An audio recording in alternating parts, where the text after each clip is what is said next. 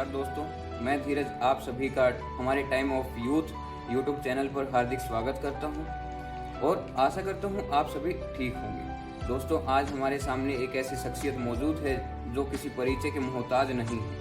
हम बात कर रहे हैं चौधरी देवीलाल विश्वविद्यालय के कुल सचिव महोदय डॉक्टर राजेश बंसल जी का।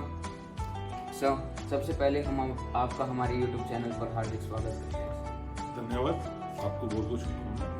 हम राजेश बंसल जी से हमारे यूनिवर्सिटी के बारे में, हमारे विश्वविद्यालय के बारे में महत्वपूर्ण जानकारी हासिल करेंगे। उनका एक रुझान हमारे बच्चों के प्रति, हमारी युवा पीढ़ी के प्रति किस प्रकार का है, किस प्रकार का नज़रिया वो देश को बदलने के लिए अपना रखते हैं। इस तरह के प्रश्नों से हम उनका मार्गदर्शन प्राप्त करेंगे। जैसे कि अभी आने वाले नए सत्र में हमारे बच्चे आने वाले हैं, स्टूडेंट्स आएंगे जो 12th पास आउट करेंगे। सर, ऑल ओवर हरियाणा में काफ़ी सारी यूनिवर्सिटीज़ हैं जो गवर्नमेंट द्वारा बनाई गई हैं। ऐसे में सर बच्चे CDLU को ही क्यों चुने? एक तो जो भी विद्यार्थी आएंगे उनको पहले तो जैसे +2 की परीक्षाएं चल रही हैं तो उनके लिए उनको शुभकामनाएं। तो बच्चे जब कोई भी विश्वविद्यालय चुनते हैं वो एक तो उस विश्वविद्यालय में सबसे इम्पोर्टेंट होता है क्वालिटी ऑफ एजुकेशन और जो फैसिलिटीज वहाँ पे अवेलेबल है। तो हमारा विश्वविद्यालय हरियाणा में इंफ्रास्ट्रक्चर के मामले में बात करें तो अग्रणी विश्वविद्यालयों में है और साथ ही यहाँ की जो टीचर्स हैं वो बहुत मेहनती हैं।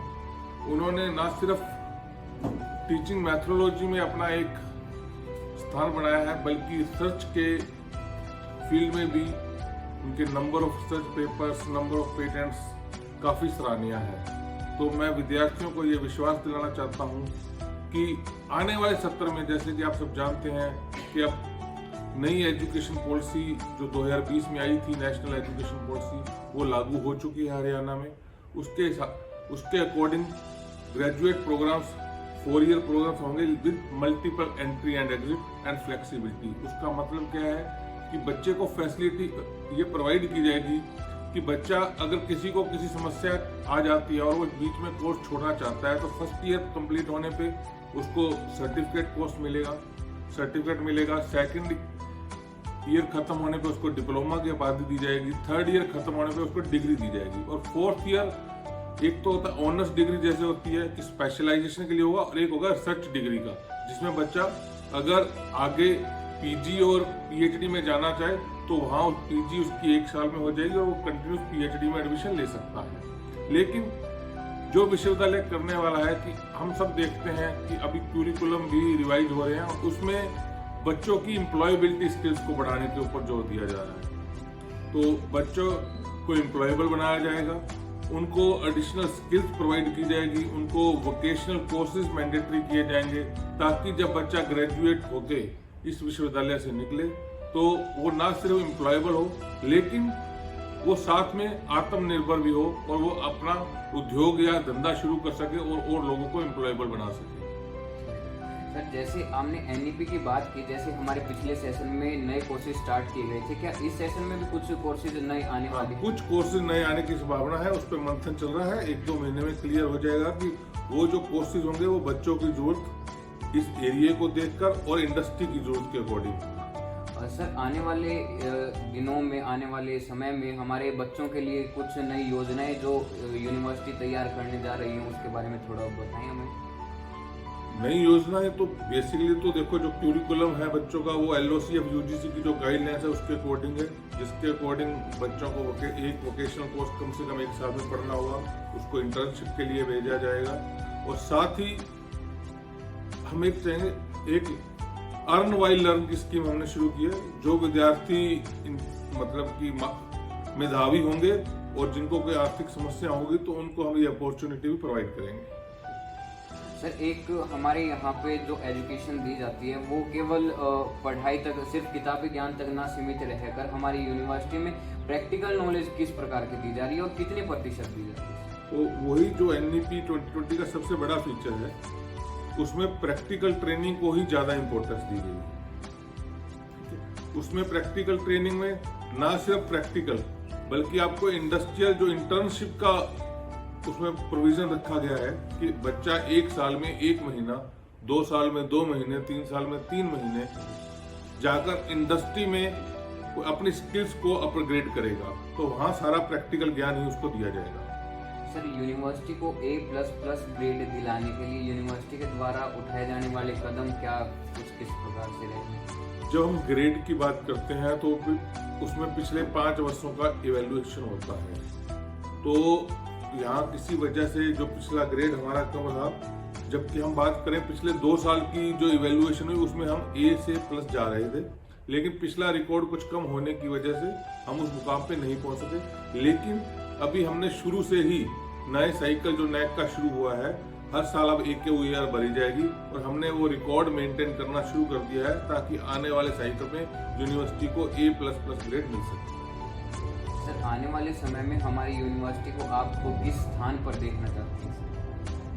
मैं फिलहाल तो अपनी यूनिवर्सिटी को भारत देश में पहली 50 यूनिवर्सिटी में देखना चाहूंगा आने वाले 3 साल में। सर, एक आज के समय में नशा काफ़ी ज़्यादा बढ़ रहा है। हमारे यहाँ पे जो संख्या देखी जा रही है वो सबसे ज़्यादा यूथ की है सर, और युवाओं में युवाओं को नशे से बचाने के लिए किस प्रकार के कदम यूनिवर्सिटी उठा रही है? देखो, नशा बहुत ही खतरनाक चीज़ है जैसे हम सब जानते हैं, और नशे से युवा को बचाने के लिए हम उसमें पूरे समाज का योगदान चाहिए, जिसमें शिक्षा संस्थानों का रोल बहुत ही इम्पोर्टेंट हो जाता है। तो हम टाइम टू टाइम बच्चों को क्लासेस में, सेमिनार्स के दौरान, और सरकार द्वारा जैसे एक धाकड़ प्रोग्राम शुरू किया गया है उसके माध्यम से बच्चों को जागरूक करते हैं कि वो नशे से दूर रहे। और दूसरा जो बच्चे को नशे से दूर करने का विद्यार्थी को तरीका है वो ये है कि वो बिजी रहे सकारात्मक कार्यों में। तो जब हम उनको साथ में, आप आजकल आप देखते हो स्पोर्ट्स हैं, चाहे जो पहले एक्स्ट्रा करिकुलर जो होती एक्टिविटीज होती थी, उनको अब सिलेबस का क्यूरिकुलम का मेन कंटेंट बना दिया गया है, उसके भी बच्चों को क्रेडिट मिलेंगे, तो बच्चों को उनमें बिजी रखा जाएगा। इसमें मैं आपको यह भी एक खुशखबरी देना चाहता हूं कि नेशनल लेवल पे जो यूथ फेस्टिवल बेंगलोर में हो रहा है, हमारी जो टीम गई थी उसमें 5 इवेंट्स में प्राइज जीते हैं। सर, एक बेरोजगारी है वो अब चरम सीमा पे दिखाई दे रही है। सर, इसके बिंदु काफ़ी सारे हो सकते हैं, लेकिन युवाओं को आप बेरोजगारी से बचे रहने के लिए और अपना सेल्फ एम्प्लॉयमेंट स्टार्ट करने के लिए क्या संदेश देना चाहेंगे सर? इसमें 2 बातें हैं। एक तो है एम्प्लॉयबिलिटी, हाँ जी सर, और एक होता है सेल्फ डिपेंडेंस, एंटरप्रेन्योरशिप। तो एक तो जो एम्प्लॉयबिलिटी में और जॉब में स्किल गैप है, हमें उस स्किल गैप को भरना है, और NEP 2020 उस स्किल गैप को भरने में हमारी काफी मदद करेगी। दूसरा, एक बच्चों को ये जागरूक भी करना है कि सरकारी नौकरियां पूरी नौकरियों का मात्र 2% हिस्सा है। तो वो ये अवश्य नहीं है कि हर किसी को सरकारी नौकरी मिल सके।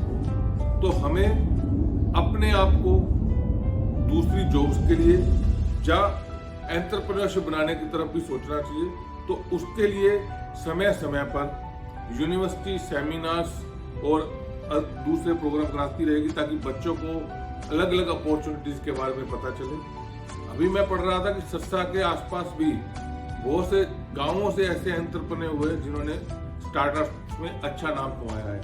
3 बच्चे तो मैंने ऐसे पढ़े जो कि आपके डिजिटल मीडिया में ही चंडीगढ़ में भी रह रहे हैं वो, और बहुत अच्छा काम कर रहे हैं।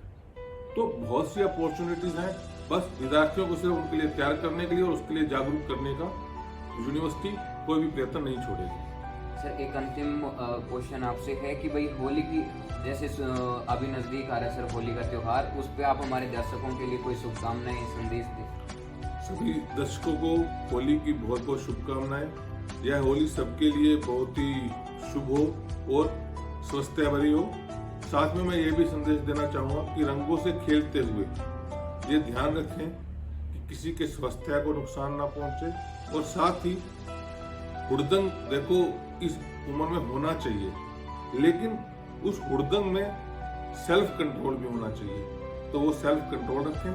इसके साथ सबको होली की बहुत बहुत शुभकामनाएं। इसी बात के साथ हम कुल सचिव महोदय जी का बहुत बहुत धन्यवाद करते हैं कि उन्होंने हमें समय दिया और इतने अच्छे से हमारे प्रश्नों का जवाब दिया। हम पूर्णतः संतुष्ट हैं और हमें आशा है कि आने वाले समय में यकीनन जैसा हमारे कुल सचिव महोदय जी का सपना है कि टॉप 50 यूनिवर्सिटीज़ में हमारी यूनिवर्सिटी का नाम रहे, आने वाले दिनों में यकीनन सर हम अपनी यूनिवर्सिटी को इन आपकी बताई हुई स्थान पर जरूर अवश्य देखेंगे। धन्यवाद सर। धन्यवाद एवं शुभकामनाएं।